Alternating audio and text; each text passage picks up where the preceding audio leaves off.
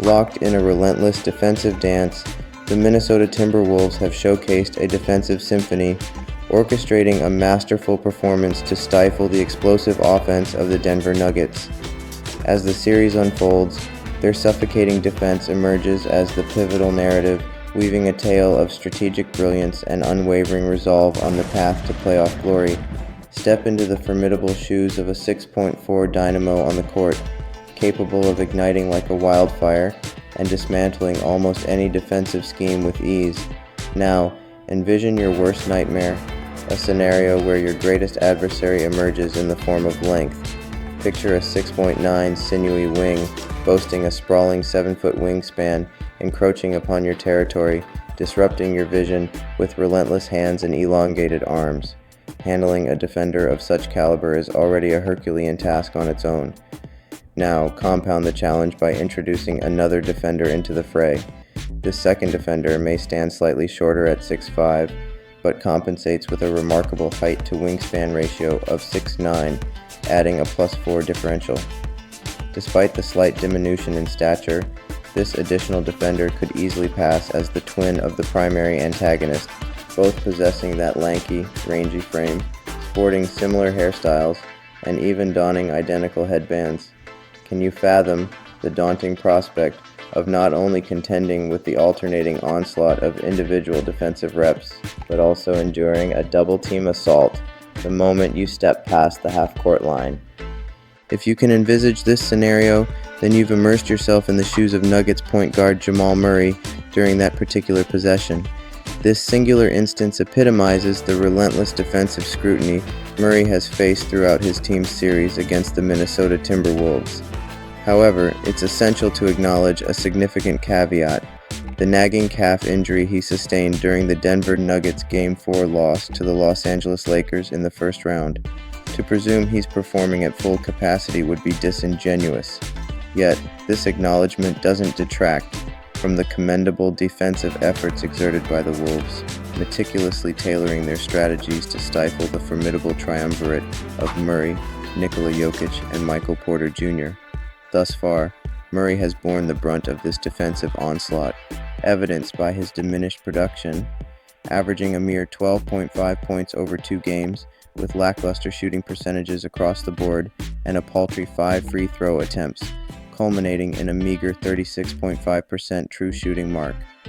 Wolves assistant coach Mike Nori affirmed this sentiment, preemptively outlining the strategic blueprint for each of the primary offensive threats even before the commencement of Game 2. Remarkably, the plan devised for Jamal Murray unfolded almost precisely as envisioned during the pivotal possession.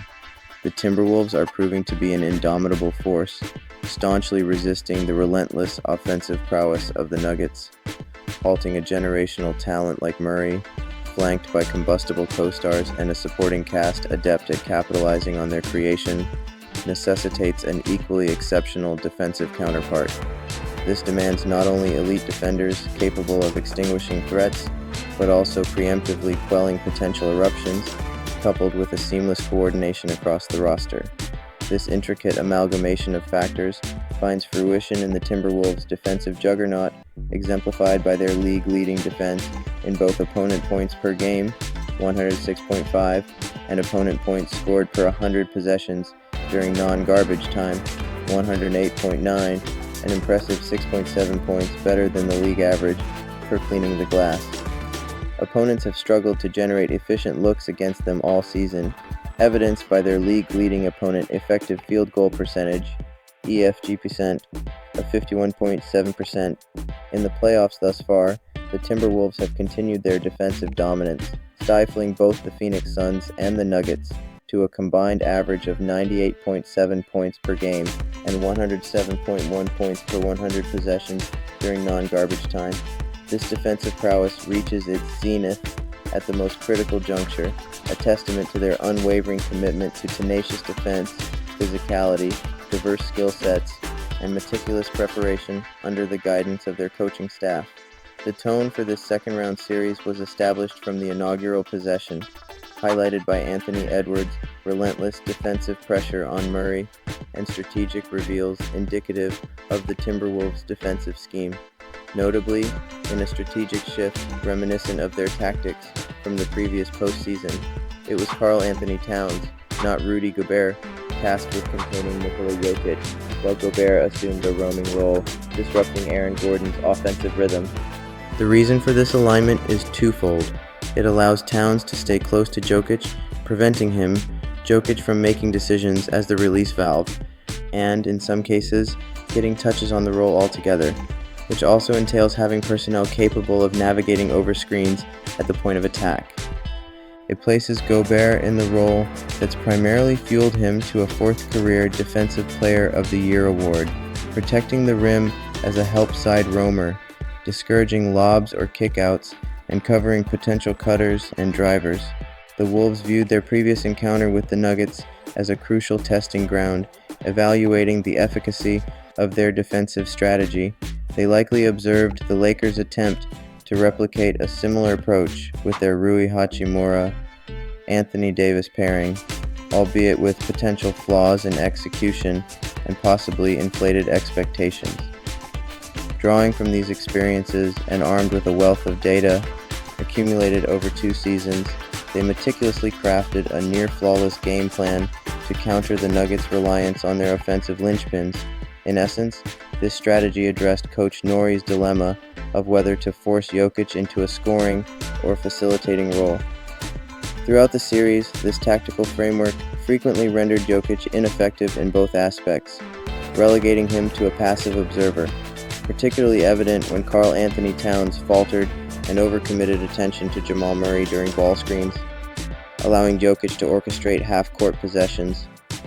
While the primary objective may not have been to entirely neutralize Jokic, the Wolves aimed to expedite the removal of the ball from his grasp, employing aggressive double teams from the top, one pass away, and entrusting their defensive rotations and cohesion to thwart subsequent offensive action.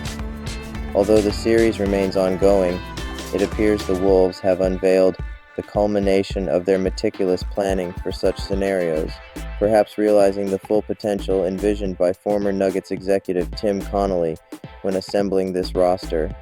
Even Michael Porter Jr. wasn't spared from their defensive scrutiny, given his propensity to erupt offensively with just a couple of made threes. Among the Nuggets' trio of scorers, Porter arguably represents the greatest threat, capable of unleashing a scoring barrage at any given moment. Nori's strategy for containing Porter was elegantly straightforward, encapsulated in the phrase, "doing one's work early." This entailed selectively employing top-locking techniques to disrupt Porter's off-ball movement, effectively denying him access to the ball, or at the very least, impeding his progress towards screens and cuts. By preemptively thwarting his actions, the defense gained crucial time to adjust and neutralize his scoring opportunities around screens. While the Nuggets may still find avenues to score through alternative means, the Wolves prioritized minimizing the risk posed by Porter's scoring prowess, preferring to force other players into shot attempts. However, lauding the Wolves' defensive prowess solely for their containment of the Nuggets' big three would be a narrow assessment, akin to attributing their success solely to Gobert's defensive prowess. While Gobert's impact is undeniable, it underscores the team's depth, readiness, and collective cohesion that enabled them to maintain defensive dominance even in his absence during Game 2, owing to his paternity leave.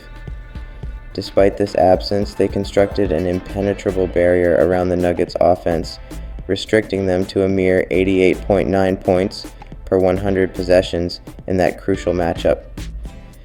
With a commanding lead in the series as they head to their home court, the Wolves have seized control from the Nuggets, effectively disrupting their well-oiled offensive machinery. They've transformed the task for Denver into a daunting uphill battle, bordering on insurmountable. While Nikola Jokic's basketball acumen and the potential resurgence of Murray and Porter remain formidable variables, the current trajectory suggests that the Wolves are poised to emerge as the team of destiny in the Western Conference this season. Their ascent is not predetermined, but rather a testament to their unwavering determination and collective effort propelling them towards championship contention. Thanks for tuning in, folks. As we wrap up our analysis of the Minnesota Timberwolves' stellar defensive performance against the Denver Nuggets, one thing's for sure, defense wins championships. The Wolves have showcased a relentless defensive mindset, disrupting the Nuggets' offensive flow at every turn. From stifling Jamal Murray to containing Nikola Jokic, their defensive schemes have been nothing short of masterful. If you enjoyed this breakdown, don't forget to hit that like button, leave a comment sharing your thoughts on the Wolves' defense, and subscribe to stay updated on all things basketball. Until next time, keep ballin'. Thanks for watching, and we'll catch you in the next one.